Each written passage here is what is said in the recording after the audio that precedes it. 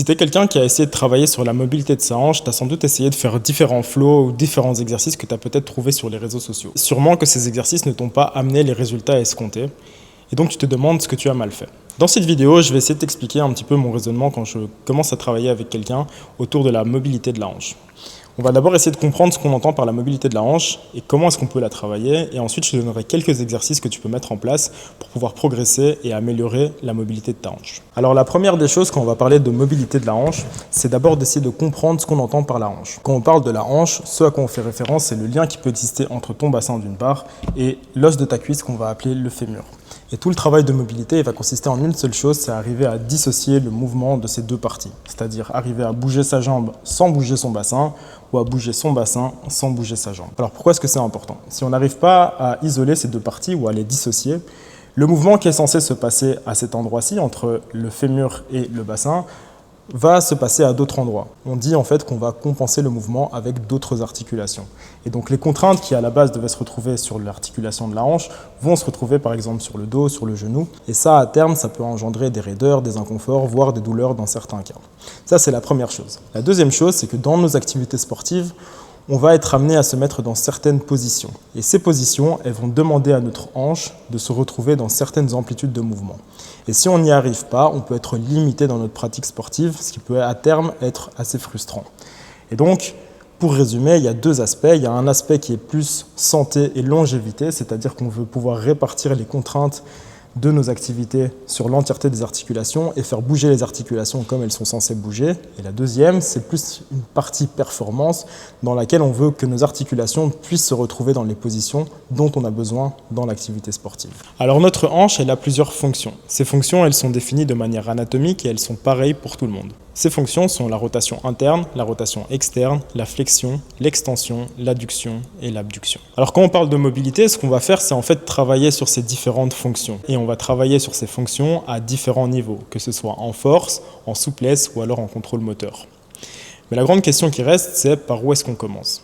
Alors en fait, ce qu'il faut comprendre, c'est qu'il y a des fonctions qui vont être entre guillemets plus importantes que d'autres. On va appeler ça des fonctions primaires et d'autres fonctions qui dépendent de ces fonctions primaires. Ce seront des fonctions qu'on va dire secondaires. Ce qui va souvent limiter la mobilité de notre hanche, ça va être les rotations. Et en fait, c'est un aspect qui va être très négligé et pourtant, c'est l'aspect qui apporte le plus de résultats le plus rapidement possible. En particulier, ce qui va être très important à travailler, ça va être la rotation interne. Donc dans cette vidéo, on va principalement se concentrer sur la rotation interne. Et en fait, débloquer la rotation interne va permettre à terme d'améliorer les autres fonctions de la hanche indirectement. Et avant de commencer à travailler directement sur les exercices, je te propose de faire un petit test pour savoir où est-ce que tu en es. Alors pour le test de rotation interne, on va venir se mettre allongé au sol. On va venir lever une jambe et mettre son genou perpendiculairement à son corps. Et dans cette position-ci, je vais venir essayer de tourner mon pied le plus possible vers l'extérieur. Je peux mettre ma main ici sur le côté de ma jambe parce qu'une des compensations, ça va être de rentrer le genou vers l'intérieur pour compenser le manque de rotation interne. Donc dans cette position, je vais venir pousser mon pied le plus loin possible vers l'extérieur tout en maintenant mon genou dans la même position. Une bonne indication serait d'avoir au moins 30 degrés d'amplitude de mouvement dans cette position. Et si ce n'est pas le cas, alors on va travailler dessus avec les prochains exercices. Alors souvent, quand on va parler de mobilité sur les réseaux sociaux, on voit qu'on parle directement en termes d'exercice. Pour moi, je trouve que c'est aller un petit peu trop vite. Ce qu'on veut, en fait, c'est plutôt penser en termes d'étapes et en termes de capacité de la hanche. En gros, on peut penser la mobilité en 3 étapes. La première étape, ça va être de créer de l'espace au niveau de l'articulation. Ça veut dire en fait pouvoir permettre aux différents segments de l'articulation de pouvoir bouger indépendamment. La deuxième étape, ça va être d'apprendre à produire de la force dans différentes amplitudes de mouvement, et principalement à la fin de notre amplitude. En fait, la troisième étape qui est souvent négligée, ça va être d'intégrer notre mobilité dans des mouvements globaux, pour être sûr qu'on puisse utiliser toute cette mobilité. Alors bien sûr, ces 3 étapes ne se font pas indépendamment les unes des autres. Elles sont bien évidemment liées.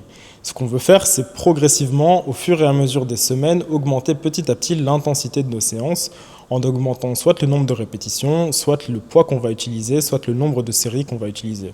On veut garder les mêmes principes qu'on utiliserait dans les autres développements de nos qualités athlétiques. Alors pour la première partie, on va essayer de développer de l'espace au niveau vraiment de l'articulation. Pour ça, on va utiliser une technique qui s'appelle le contracté relâché. Donc je vais venir me mettre ici à genoux et je vais placer mon talon contre un objet très lourd. Dans ce cas-ci, ça va être un mur, ça peut être une porte, ça peut être un poids.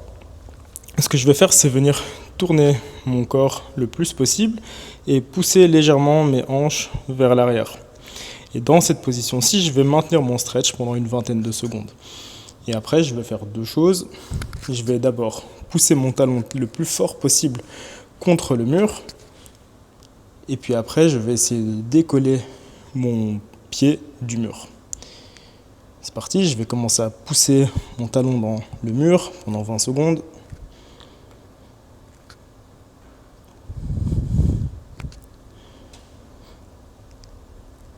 Et maintenant, j'essaie de le décoller sans rien bouger. Et je tiens 10 secondes, le plus possible. 5, 4, 3, 2, 1. Je peux essayer de tourner un petit peu plus et d'aller chercher un petit peu plus loin derrière. Et même chose, je vais maintenir pendant 20 secondes mon stretch.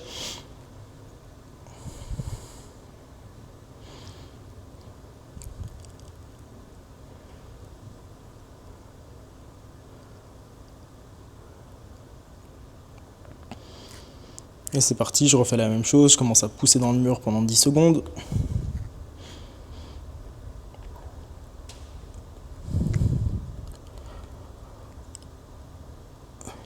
Et maintenant je décolle le pied du mur sans rien bouger et je tiens la contraction pendant 10 secondes.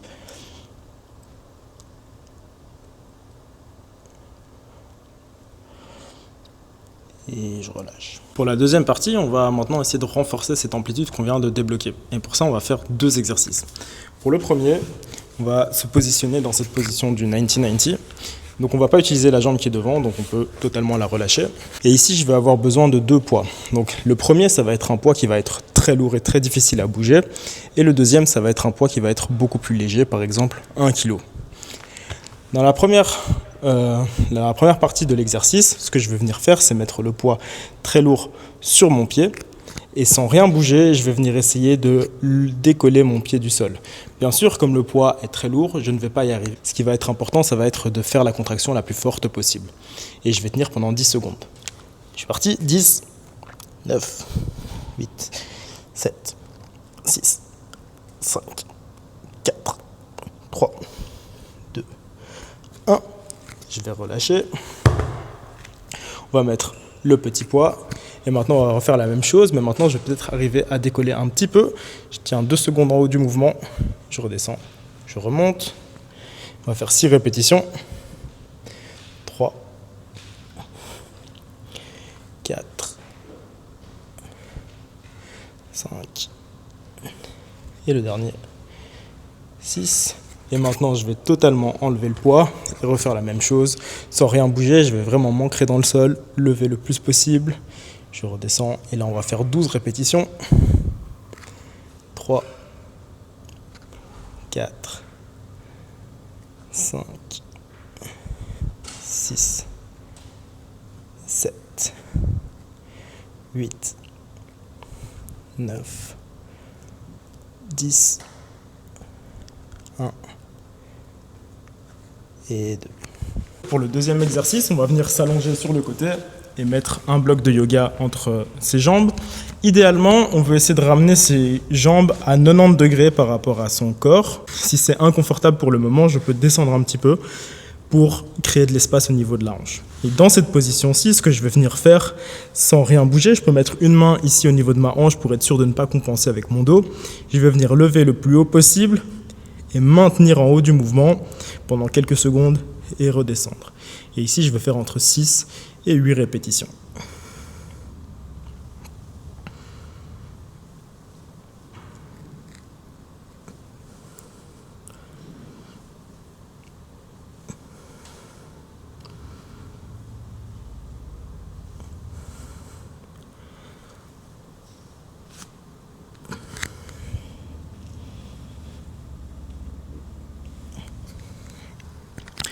Dans cette variation-ci, ce qu'on va pouvoir faire au fur et à mesure des séances, ça va être de rajouter un poids au niveau des chevilles pour pouvoir rendre l'exercice de plus en plus difficile. Enfin, dernière étape de notre processus, donc on a créé de l'espace au niveau de l'articulation. on a renforcé ces amplitudes-là et maintenant on veut intégrer tout ça dans un exercice global. Pour la rotation interne de la hanche, ce que j'aime bien utiliser, c'est en fait un split squat dans lequel on va venir prendre le poids avec la main opposée à la jambe qui est devant. Donc on va juste venir dans notre split squat, monter et redescendre, essayer d'aller jusque tout en bas en gardant son bassin bien aligné et bien vers l'avant pour biaiser la rotation interne de la hanche.